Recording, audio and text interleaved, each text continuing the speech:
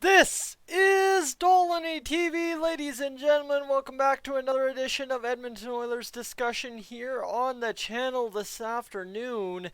And I promised you a discussion video. I just had to track down something worth talking about. And about a little while ago, we talked about the Oilers goaltending and how things were looking, kind of grading them and seeing what was going on.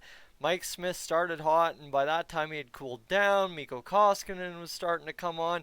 This, that, and the other thing. The goaltending was still all around a C plus average kind of goaltending situation. They weren't exactly out there stealing us games. They weren't doing anything incredible, and to an extent, the Oilers were still crushing the power play, still crushing everything, and not missing a whole ton of guys quite yet. So the reality has changed a bit, but has the reality really changed for the goaltending as of yet? That's the question. The reality of the goaltending really has not changed. It's just more so when we're good, we're on, when we're bad, we're off kind of deal. And that's kind of what these stats are going to try and explain. If you're new to Dolynny TV right now, consider hitting that subscribe button. You don't do it right now. You watch the next 10 minutes and you tell me what's up afterwards. But that said, let's get to some stats for Mikko Koskinen and Mike Smith. Mr. Mike Smith, 37 years old, 35 games played, 33 games started, 17 wins, 10 losses, 6 overtime or shootout losses, a total of 94 goals against this season, a 903 save percentage, and a 290 goals against average. So that is pretty alright. Guy can't complain about that. Now what I got to get for you here is I got to go back, boot back to the 18-19 season and see if I can find the goalies regular season stuff, because I want to get this going for you right here and kind of boot up the comparison chart, and then we'll be good. Sorry, I thought I had this. Apparently I didn't, so stick with me here for a second. Oiler goalie stats from 2018-19. Let me get that in there and let's see what we can do with it. So image as well. Goalie stats. Where would I tag that, guys? That's the question.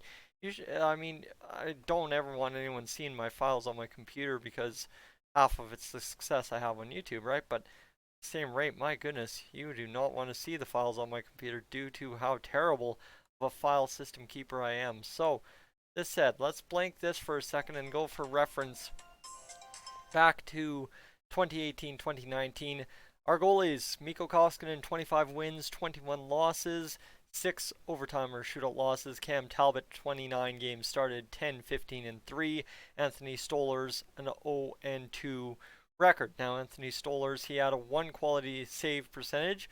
Good, bad, terrible, actually, but still the best goalie you'll see we've had if you were looking at the whole graphic in the past 2 years, and he had 2 starts.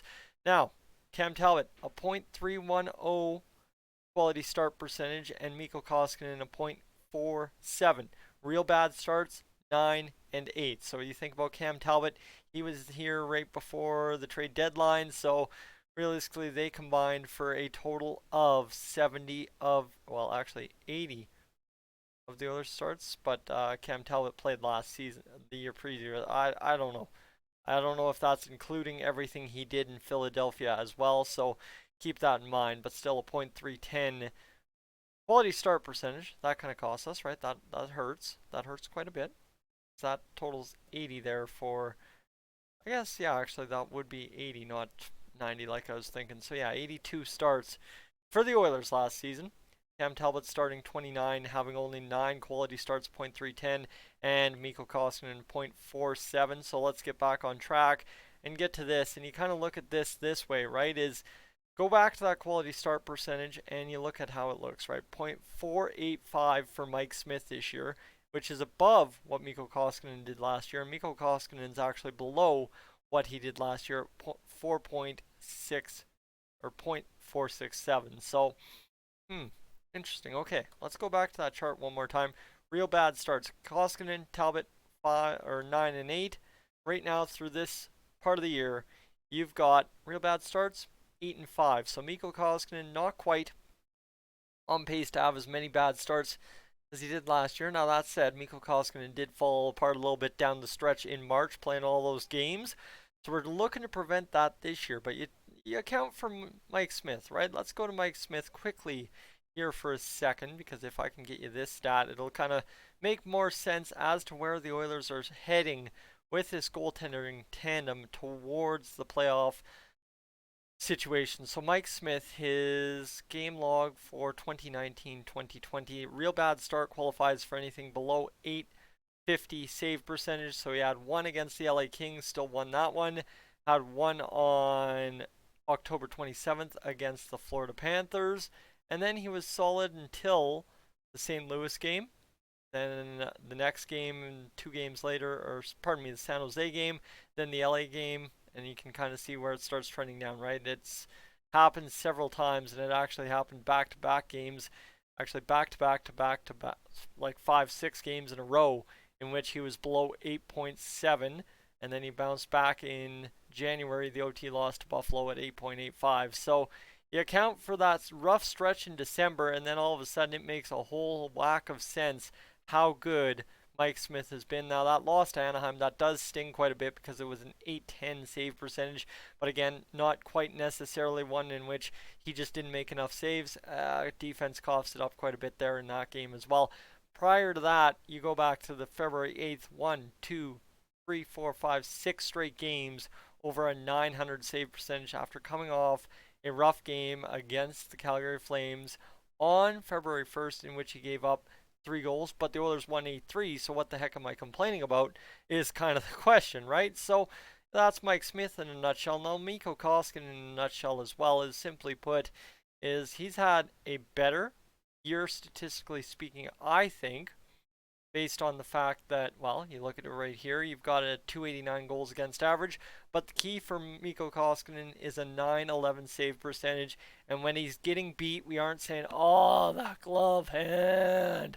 That's not where we're going with it anymore, and that's probably the best part about Mikko Koskinen this year, is when he gets beat, you know what, even that Max Pacioretty goal, Darnell Nurse against Vegas, did what he could, right, didn't go down and blow the knee kind of situation. But Mikko Koskinen just didn't square up. It's not that the glove wasn't ready; he just didn't square up, and that's still the knock on Mikko Koskinen to a degree. Is either he goes down and gets out of position, or he's just not fully positioned. But again, you look at it this way: is he's been much improved over last year. But what are we talking much improved? Are we talking at the start of the year? Or are we talking down the stretch when he fell apart? And that's kind of the question we have to face this year: is if Mikko Koskinen started 50 or played 51 games started last year. Talk about it. Talk about it for a second. If he's gone pace to probably finish this year, right? They've 63 games so far. So, what do you do? What do you do? Probably go somewhere along the lines of 40-ish games for Mikko Koskinen. He really won't have that big of a chance to fall apart down the stretch. That is at least the hope here for us as Oilers fans, ladies and gentlemen. So, I guess you just continue to ask yourself, what can you do? What will you do? And I think what's missing, and I think there's actually a Mikko Koskinen game missing, because it appears that they only have 63 and the Oilers have played 64 games. Simply put, down the stretch, to sum up everything here, I've kind of reviewed the stats, and now I get to the summary of what I'm trying to say. Is simply put, the Oilers have gotten better goaltending this year, roundish, right? Is relatively speaking, the Oilers have gotten much better goaltending this year, and especially from the start of the year to the end of the year, and being able to switch back and forth. But the problem is, we're in this situation where we need to rely on goaltending and everything down the stretch. But these last 2 games against Anaheim and Vegas kind of highlight the problems of goaltending is only as good as defense is only as good as forwards, and scoring and all this. And this is the fun part about it, because here's the thing. Everything is going to be magnified from here on out, right? Is these stats, they look much improved over the 18-19 Oilers goalie stats. Let me flash those for you one more time. Oop, that's the something else. Let me flash this for you right here. So you talk about it, right? Mikko Koskinen, 906, 293 goals against average. And Cam Talbot had a 336. And then you had Anthony Stolarz giving up 377 in 6 games played. So talk about it, right? Is the stats look marginally improved. Everything's below 3.0. Nothing's substantially out of whack. That's good. Mint. quality starts are right around there, and when the quality starts haven't been there, the goalies have been bailed out by the Oilers winning some good games. All right, good. Mint. Gold. Problem. Problem is. Problem is. Simply put, is we've got the injuries, we've got this, we've got that, we've got it, but now it.